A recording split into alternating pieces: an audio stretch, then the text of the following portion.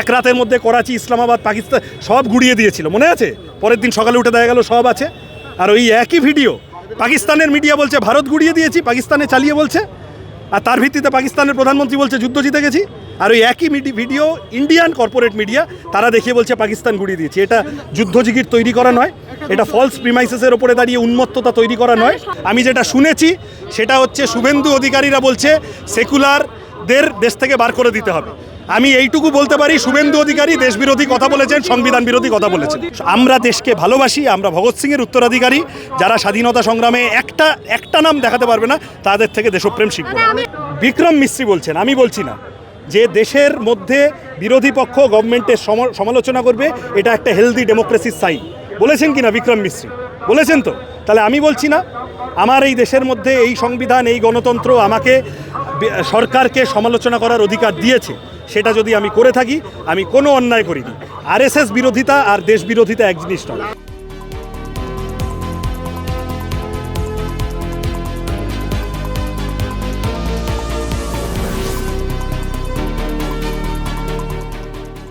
বন্ধুগণ, সজাগ থাকতে হবে, সচেতন থাকতে হবে, এবং কোন কথা কারা কেন বলছে এটা বুঝে নিতে তারপর তার সমর্থন বা বিরোধিতা করতে হবে। পাকিস্তান সবসময় বলে যে আমরা কাশ্মীর নিয়েই কথা বলবো, আর আমরা বলি আমাদের দুই দেশের মানুষের মধ্যে ব্যবসা বাণিজ্য, যা যোগাযোগ, ট্রেন গাড়ি, যা সফর, ভিসা, তারপর হচ্ছে আমাদের কৃষি, আমাদের শিল্প, আমাদের ব্যবসা বাণিজ্য, সব নিয়ে কথা হতে পারে। কিন্তু এখন দাঁড়িয়ে যে কথা হচ্ছে, বাস্তবতা কি?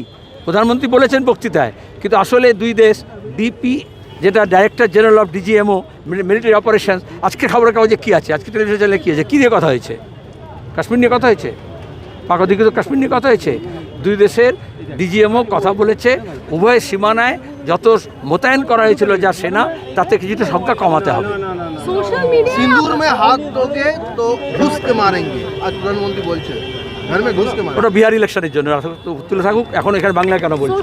ওটা বিহার নির্বাচনের প্রচার। যারা মনে করে যে বিজেপি মুক্ত বাংলা করার জন্য মমতা ব্যানার্জি তার পুলিশ, তাহলে এখানে শান্তির কথা বলবে গোটা দেশে বা এ রাজ্যে, সেখানে অশান্তি হবে তাকে ঘিরে, আর মিছিল করতে দেওয়া হবে না। এই জন্য আজকে আমি যে মিছিল করলাম, কোথায় কার সাহস ছিল, কোথায় মুরদ?